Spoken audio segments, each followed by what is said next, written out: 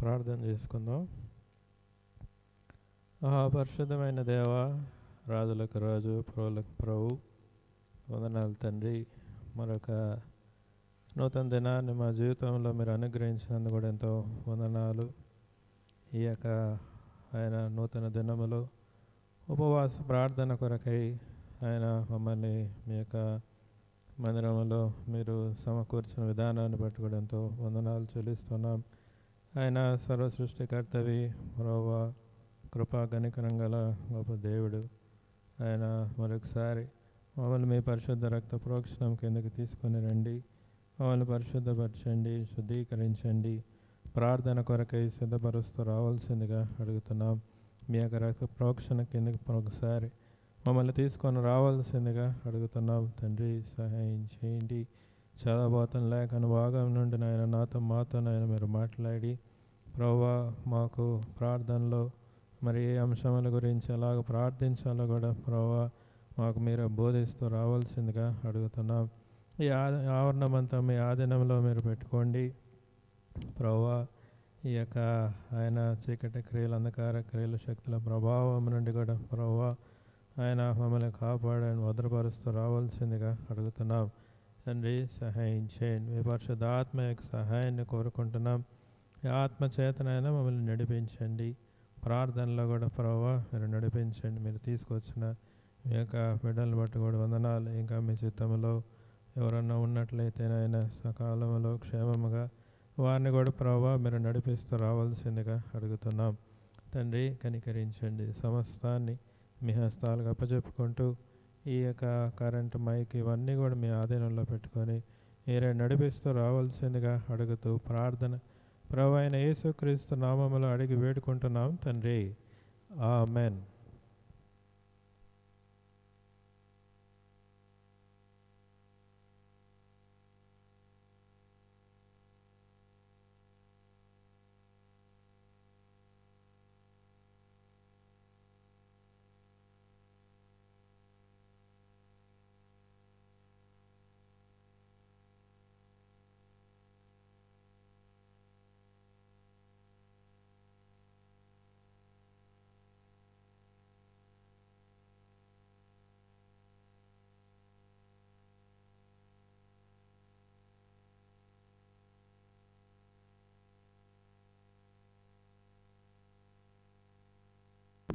ఐదు 582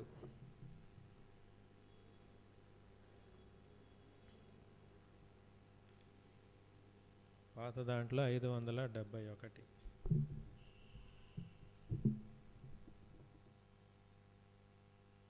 వెళ్ళేదేమో మరి ధైర్యముతో కృపాసనం చేరను పాటను పాడుకుందాం. 582. వెళ్ళెదము మరి ధైర్యముతో కృపాసనము చేరను. వెళ్ళెదము మరి ధైర్యముతో కృపాసనము చేరను. తన కనికరము కృపలను పొంద తానే సహాయకుడు. తన కనికరము కృపలను పొంద తానే సహాయకుడు. వెళ్ళెదము మరి ధైర్యముతో కృపాసనము చేరను. వెళ్ళెదము మరి ధైర్యముతో కృపాసనము చేరను. మన ప్రార్థన ప్రభువాలకించి అత్యధికముగా మనకిచ్చును. మన ప్రార్థన ప్రభువాలకించి అత్యధికముగా మనకిచ్చును. మేల్కొని మనము ప్రార్థించిన ఆశీర్వదించునుగా. మేల్కొని మనము ప్రార్థించిన ఆశీర్వదించునుగా. వెళ్ళెదము మరి ధైర్యముతో, కృపాసనము చేరను. వెళ్ళెదము మరి ధైర్యముతో, కృపాసనము చేరను.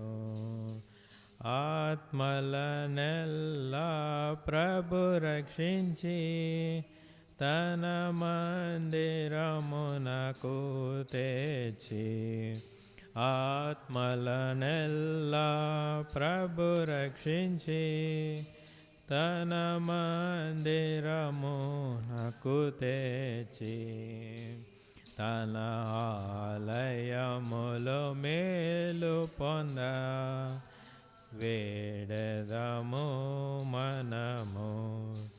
తన ఆలయములో మేలు పొంద, వేడెదము మనము. వెళ్ళెదము మరి ధైర్యముతో, కృపాసనము చేరను. వెళ్ళెదము మరి ధైర్యముతో, కృపాసనము చేరను. అందరికీ రక్షణ కలుగా, రాజులకు అధికారులలో. అందరికీ రక్షణ కలుగా, రాజులకు అధికారులలో. సర్వలోకులవు జీవముకై, వేడెదము ప్రభునే. సర్వలోకులవు జీవముకై, వేడెదము ప్రభునే.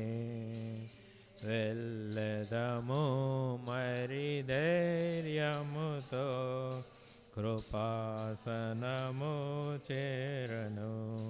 వెళ్ళెదము మరి ధైర్యముతో, కృపాసనము చేరను. వాక్యము వదిలి వ్యాపింపను, శత్రుని రాజ్యము కూలునట్లు. వాక్యము వదిలి వ్యాపింపను, శత్రుని రాజ్యము కూలునట్లు. సేవకులాత్మతో నింపబడ, వేడెదము మనము. సేవకులాత్మతో నింపబడ, వేడెదము మనము. వెళ్ళెదము మరి ధైర్యముతో, కృపాసనము చేరను. వెళ్ళెదము మరి ధైర్యముతో, కృపాసనము చేరను. ఆత్మతో ప్రభు ఇంటిని కట్టి, దానియందు ప్రభు మహిమ నిండి. ఆత్మతో ప్రభు ఇంటిని కట్టి, దానియందు ప్రభు మహిమ నిండి. తన ఘనత వర్ధిల్లునట్లు, వేడెదమాయనను. తన ఘనత వర్ధిల్లునట్లు, వేడెదమాయనను. వెళ్ళెదము మరి ధైర్యముతో, కృపాసనము చేరను. వెళ్ళెదము మరి ధైర్యముతో, కృపాసనము చేరను. సజీవరాలతో ఇల్లు కట్టి ఈ అధికారము నిలచునట్లు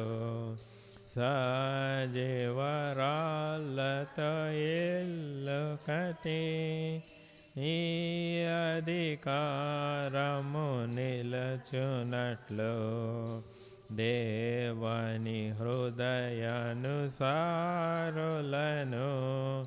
లేపమని వేడదం దేవని హృదయానుసారులను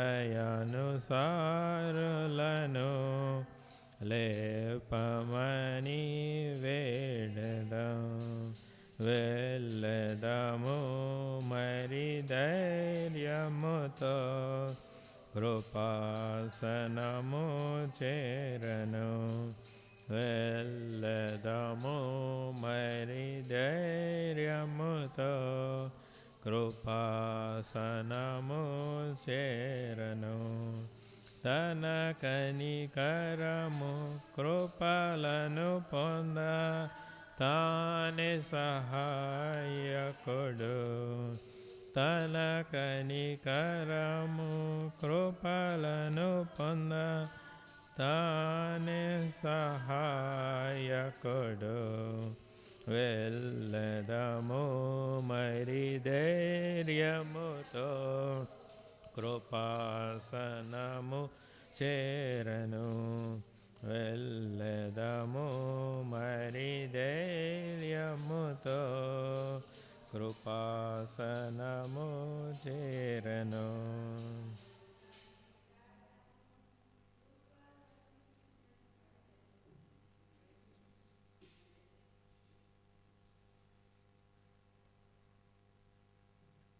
పాట సంఖ్య 597.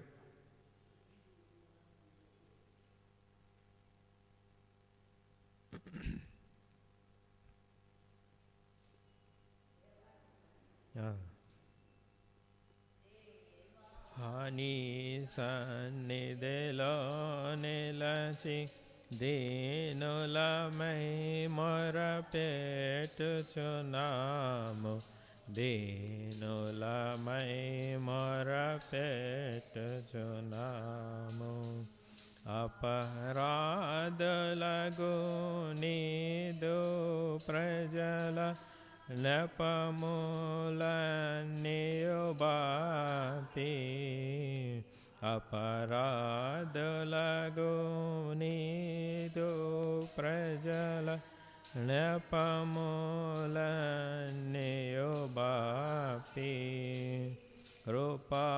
కృపాలుండగు యేసు ప్రభువా కృపజూపి రక్షించుమయా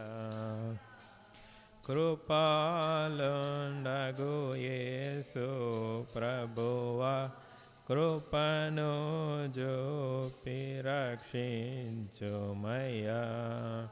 దేవాని సన్నిధిలో నిలచి దీనులమై మొరపెట్టుచున్నాము దీనులమై మొరపెట్టుచున్నాము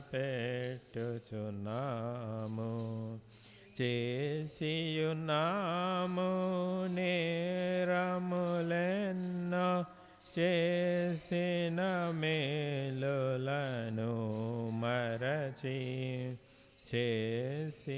చేసియున్నాము నేరములెన్నో చేసిన మేలులను మరచి మోసములలో బడియున్నాము యేసు ప్రభు జయము నిమ్ము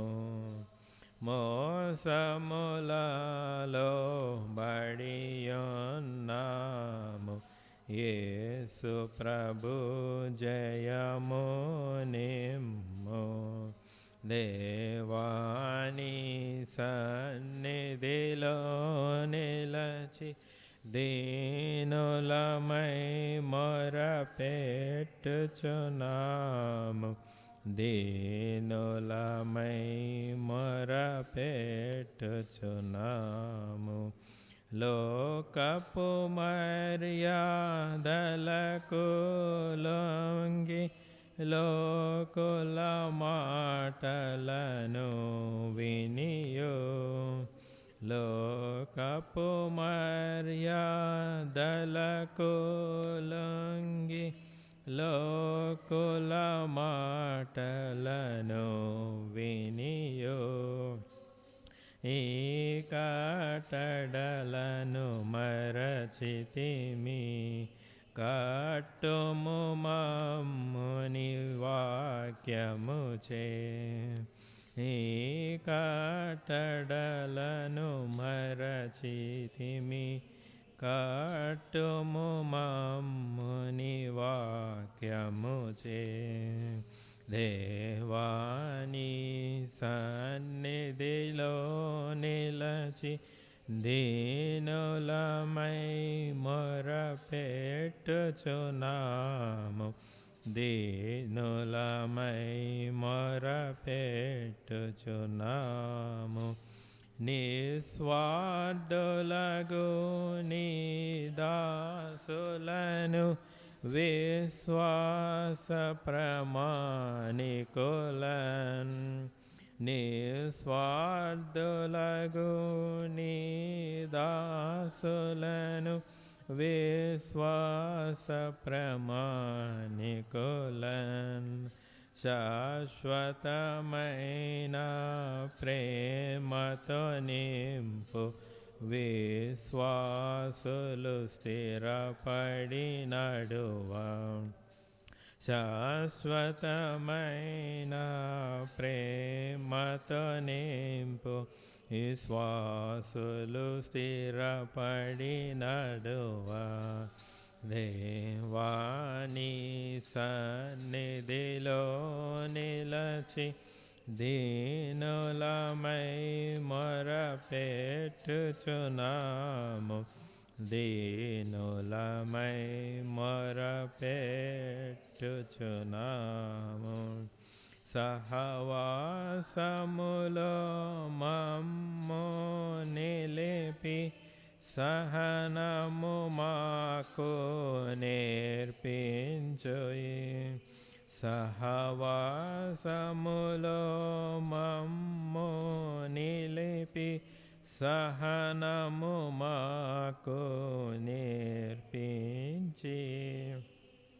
మహిమా పూర్ణుడయేసు నిన్ను ఈ మహిలో చాటించుటకు, మహిమా పూర్ణుడయేసు నిన్ను ఈ మహిలో చాటించుటకు. దేవాని సన్నిధిలో నిలచి దీనులమై మొరపెట్టుచున్నాము, దీనులమై మొరపెట్టుచున్నాము.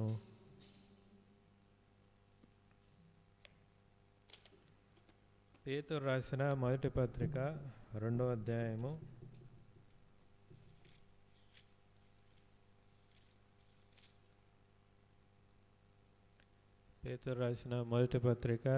అధ్యాయము 24వ వచనం.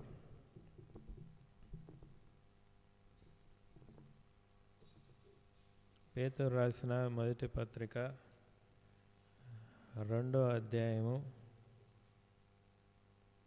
24వ వచనాన్ని అందరం కూడా కలిసి చదువుకుందాం. పేతురు రాసిన మొదటి పత్రిక 2వ అధ్యాయము 24వ వచనాన్ని అందరం కలిసి చదువుకుందాం.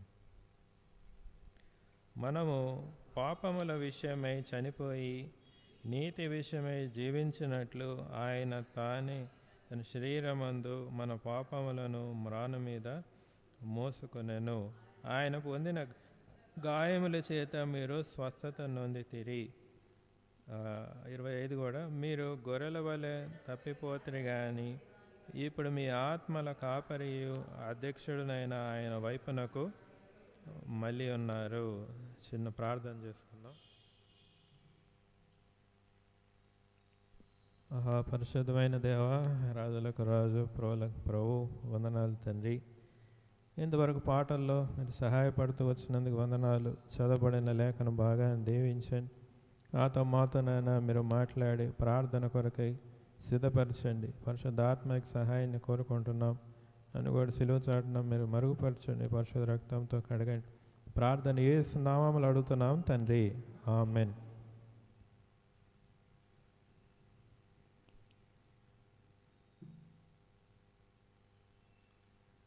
ఇక్కడ పేతురు 2వ అధ్యాయంలో 24వ వచనములో మనము పాపముల విషయమై చనిపోయి నీతి విషయమై జీవించున్నట్లు ఆయన తానే తన శరీరమందు మన పాపములను మ్రాను మీద మోసుకొనెను అనే మాట పేతురు ఇక్కడ రాస్తూ ఉన్నాడు అన్నమాట. అయితే ఈ మాట మనం చదువుకున్నప్పుడు అదేదో మన అందరికి కూడా తెలిసిన మాటే కదా. దేవుడు నిజంగా మన కొరకు పాపముల కొరకు ఆయన సిలువలో మరణించి తన పరిశుద్ధ రక్తాన్ని కార్చి మరి మన పాపాలను క్షమించుటకే కదా అని మనము అనుకోవచ్చు. అయితే ఇదే వాక్యాన్ని కొంత లోతుగా మనము చూసినట్టయితే అదే సమయంలో ఎడారిలో సెలయేరులో అనుకుంటా ఆ బుక్లో కూడా దీని గురించి కూడా మరి భక్సింగ్ గారు కూడా దీని గురించి కూడా వివరించారు. అది చదివినప్పుడు మన బైబిల్లో ఉన్న వాక్యాలు మనం చూసినప్పుడు దీనికి ఇంకా ఇన్నర్ అంటే లోతైన అర్థము ఒకటి ఉంది అనే మాట మనకి కనబడుతుంది. ఒక దగ్గర సిలువ శక్తి, సిలువ గురించి ఒక మాట మనం చూస్తే మొదటి కొరింథీయులకు రాసిన పత్రిక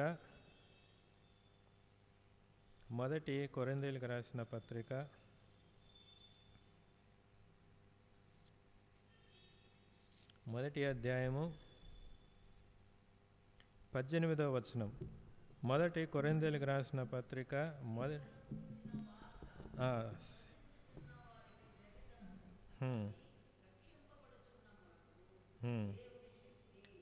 ఈ మాట మనం చాలాసార్లు వినుంటాం. సిలువని గూర్చిన వార్త నశించుచున్న వారికి వెరితనము, కానీ రక్షింపబడుచున్న మనకు దేవుని శక్తి. కరెక్టే. మరి ఎవరైతే నమ్మరో వారికి అది వెరితనముగానే కనబడుతుంది సిలువ గూర్చిన వార్త. దాని గురించి చెప్పినప్పుడు వాళ్ళు అనేకమైన హేళన మాటలు, ఇవన్నీ కూడా వెరి మాటలు వారు మాట్లాడతారు. అయితే రక్షింపబడుచున్న మనకి దేవుని శక్తి.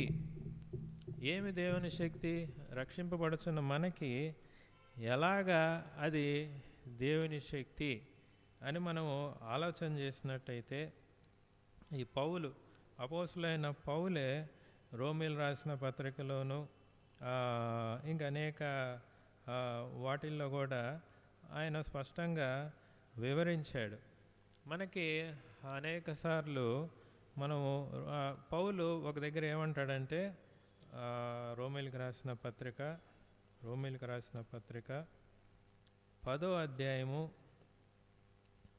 9వ వచనం. రోమీలకు రాసిన పత్రిక 10వ అధ్యాయము 9వ వచనం. అందరం కూడా కలిసి చదువుకున్నాం. రోమీలు రాసిన పత్రిక 10వ అధ్యాయము 9వ వచనం. అదేమనగా, యేసు ప్రభువని నీ నోటితో ఒప్పుకొని దేవుడు మృతుల్లో నుండి ఆయనను లేపెనని నీ హృదయమందు విశ్వసించిన ఎడల నీవు రక్షింపబడుదువు. ఇక్కడ విశ్వసించిన ఎడల అనే మాట మనము జ్ఞాపకం ఉంచుకోవాలి. విశ్వసించిన ఎడల అనే దాన్ని మనము జ్ఞాపకం ఉంచుకోవాలి. అంటే ఈ సిలువ ఎలాగా మరి విశ్వసిస్తున్న వారికి, రక్షింపబడుతున్న మనకి శక్తి అయి ఉన్నది అనే మాట, ఈ రెండు కూడా ఎలాగ మనం అర్థం చేసుకోవాలి అని మనము చూసినట్టయితే మన అందరికి కూడా తెలుసు, మానవుడు పుట్టుకతోనే అతనిలో స్వతహాగా పాపం ఉంటుంది అనే విషయం అందరికి కూడా తెలుసు. ఎందుకంటే దావీదు కీర్తనలో అలాగా రాయబడింది అనమాట. ఎట్లా అంటే ఆదాము ద్వారా మరి ఆ పాపము సర్వ మానవులకి కూడా అది వ్యాప్తి చెందింది. కాబట్టి మనము పుట్టిన వెంటనే పుట్టుకతోనే మనము పాపులము అనే విషయాన్ని మనము గ్రహించాలి. తర్వాత మనలో పాప స్వభావం అనేది మనలో ఉంటుంది. అయితే ఎప్పుడైతే మనము ప్రభువుని అంగీకరించి, పేతురు రాసేది ఇదే, ఎప్పుడైతే మనము ఏం చేయాలంటే మనం పాపముల విషయమై చనిపోయి నీతి విషయమై జీవించినట్లు ఆయన తానే శరీరమందు మన పాపములను మ్రాను మీద మోసుకొనెను అనే మాటని ఎప్పుడైతే మనము విశ్వసిస్తామో, విశ్వసించడం అంటే ఏదో నోటితో మనం పలికినంత మాత్రాన సిలువ శక్తి మనలో పనిచేయదు. ఏదో మనం అవును ప్రభువా నువ్వు నా పాపాలను క్షమించావు, సిలువలో నువ్వు మరణించావు అని మనము నోటితో పలికినంత మాత్రాన మనము రక్షింపబడము. మనం సంపూర్తిగా రక్షింపబడాలి అంటే మనము విశ్వసించాలి. దేవుణ్ణి మన హృదయంలోనికి ఆహ్వానించినప్పుడే, దేవుడు మన హృదయంలోకి ఆహ్వానించినప్పుడే ఆ యొక్క శిలువ మరణము యొక్క శక్తి మనలో పనిచేసి ఆ యొక్క పాత స్వభావాన్ని అదేం చేస్తుంది అంటే దాని నుండి మనల్ని విడిపిస్తుంది. కాబట్టి మనము అనేక సార్లు మనం చూసినప్పుడు రక్షింపబడిన తర్వాత కూడా కొంతమంది మన స్వభావము సంపూర్తిగా మార్పు చెందదు. మన స్వభావము సంపూర్తిగా మార్పు చెందదు. మనము అనుభవించే అనేకమైన కష్టాలు కూడా ఆ పాత స్వభావం మనలో ఉన్నది కాబట్టి మనం అనేకమైన ప్రాబ్లమ్స్లోనూ కష్టాల్లోనూ మనం పడిపోతాం. ఆ పాత స్వభావం వల్లనే మనం పడిపోతాం. ఎందుకంటే చూడండి, మన అందరికి కూడా తెలుసు, మనకు ఒక సామెత కూడా ఉంది. ఎలకతోలు తీసుకొని వచ్చి సంవత్సరం పాటు దాన్ని సోపేసి ఉతికితే అది తెల్లగా అవుతుందా?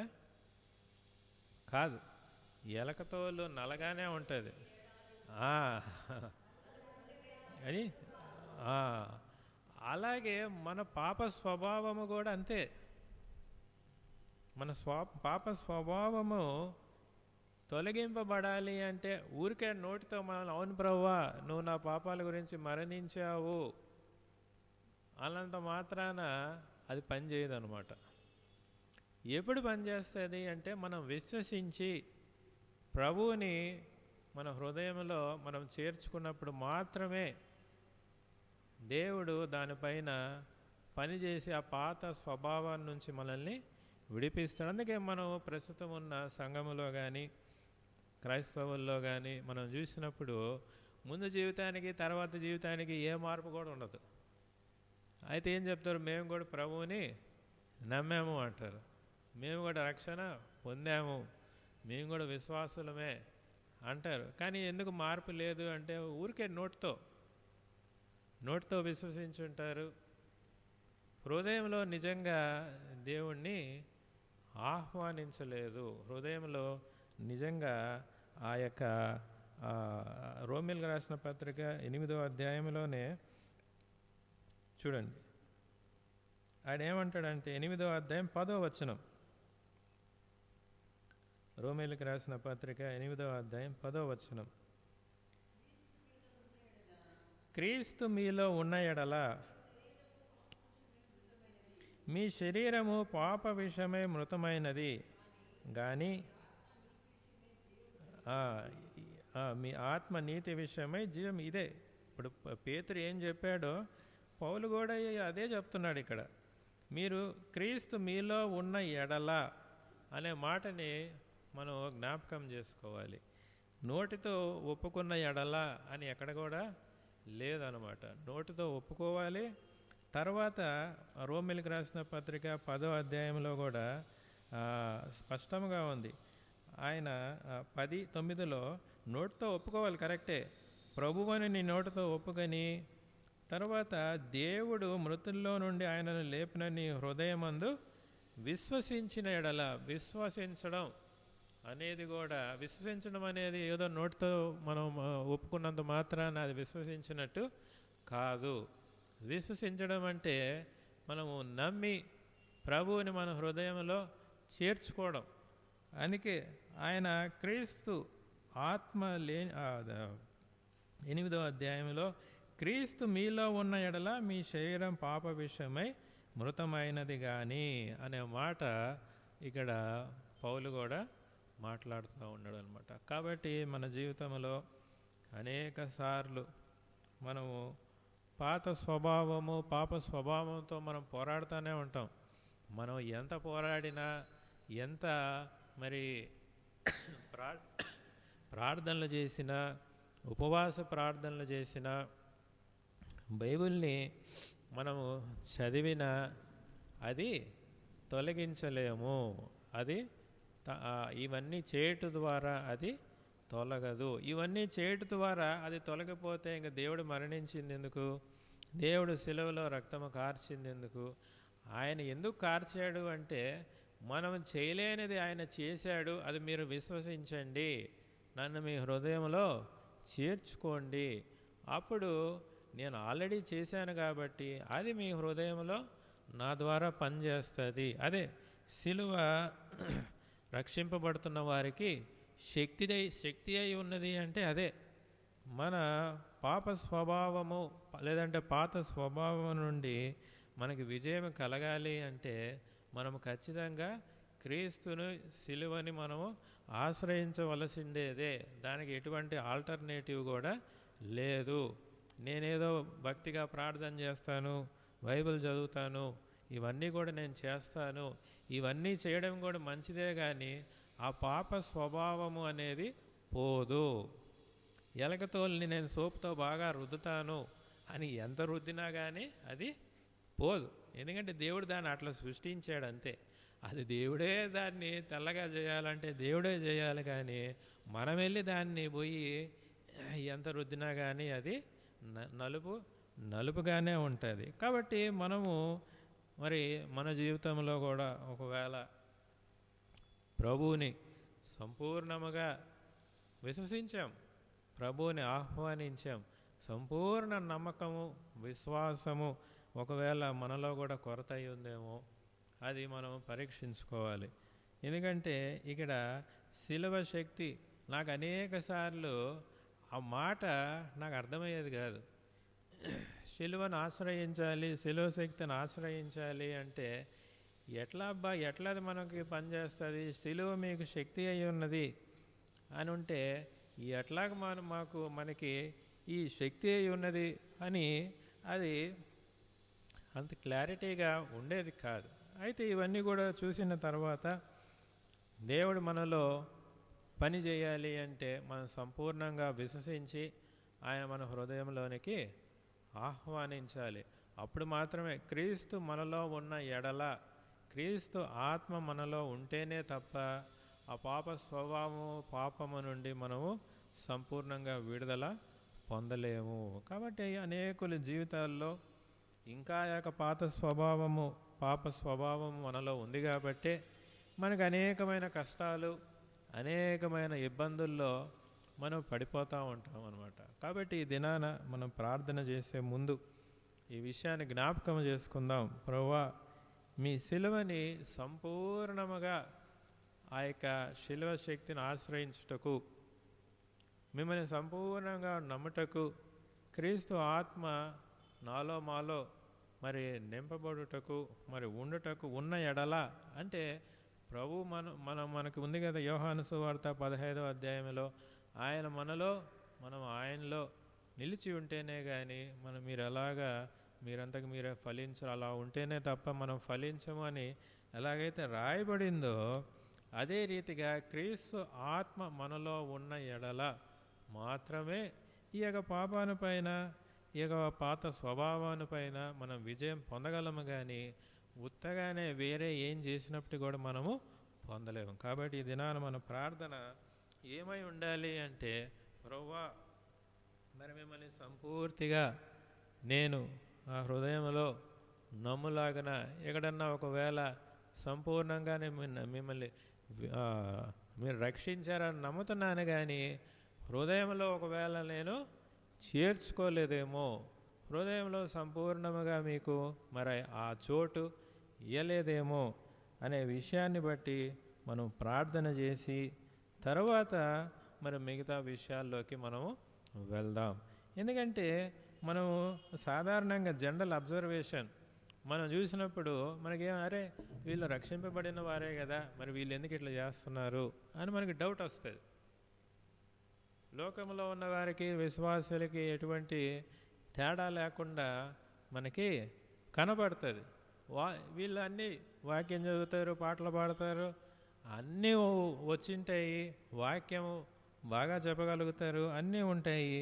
అయితే వారిలో నిజమైన ఆ యొక్క క్రీస్తు యొక్క శక్తి కానీ ఒక ఆత్మీయత కానీ మనకి కనబడదు, మనం ఎక్కడ కూడా చూడలేం.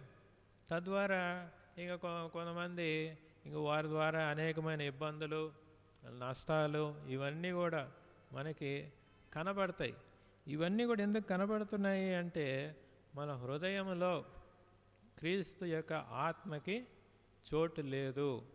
లేనందు కారణానే ఆ యొక్క పాత స్వభావము, ఆ యొక్క పాత పురుషుడు ఏం చేస్తాడంటే వాడు జయిస్తాడు. జయించి మనలో మన ముందు స్వభావానికి ఇప్పుడు స్వభావానికి ఎటువంటి తేడానే మనకి కనపడదు. పౌలు జీవితంలో మీరు చూడండి, ఆయన ముందు స్వభావం ఏంటి? హింసకుడు, దోషకుడని, హానికరుడిని అని ఆయన చెప్పుకున్నాడు. అయితే తర్వాత స్వభావము ఏమైపోయింది అయింది? తర్వాత కంప్లీట్గా మారిందా లేదా? మారిపోయింది. ఆయనలో పాత స్వభావం అప్పుడప్పుడు కనబడినప్పటికీ కూడా ఆయన దేవుని ఆశ్రయించడం ద్వారా ఆయన నూతన పురుషుడిగా ఆయన చెప్పగలిగాడు. ఆయన మరి కనీసం నేను నడుచుకున్నట్టన్నా మీరు నడుచుకోండి, క్రీస్తు పోలినా కాకపోయినా నన్ను పోలి మీరు నడుచుకోండి అని ఆ యొక్క ముందున్న సంఘాలకు ఆయన చెప్పగలిగాడు. ఆయన జీవితంలో అనేక శ్రమల ద్వారా దేవుడు మరి పనిచేసి ఆయన ఏం చేశాడు?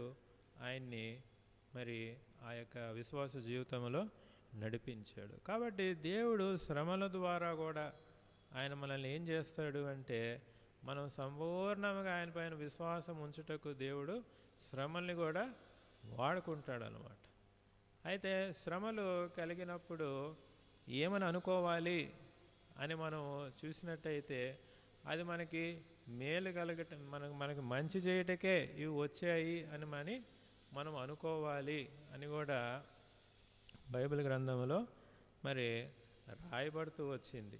దేవుడు తాను ప్రేమించిన వారిని ఆయన ఏం చేస్తాడంట? శిక్షిస్తాడు అని మనం అనుకోవచ్చు. అయితే దేవుడిని నమ్మని వారికి అది శిక్షే, దేవుణ్ణి సంపూర్తిగా నమ్మని వారికి అది శిక్షే. అయితే విశ్వసించిన వారికి అవి వచ్చినప్పటికీ కూడా అవి వారికి తద్వారా వారికి ఏం కలుగుతుంది? ఆశీర్వాదమే కలుగుతుంది, కానీ తద్వారా వారికి నష్టం అనేది ఎక్కడ కూడా కలగదు అనే విషయాన్ని కూడా ఈ సమయంలో జ్ఞాపకం చేస్తున్నాం. కాబట్టి ఈ కొద్ది మాటలు దేవుడు దీవించునుగాక, ప్రార్థనలో కూడా మనల్ని నడిపించునుగాక. అయితే మన ప్రధాన అంశము క్రీస్తు ఆత్మ మన హృదయంలో సంపూర్తిగా మరి ఉండులాగన మనం ప్రార్థన చేయాలి.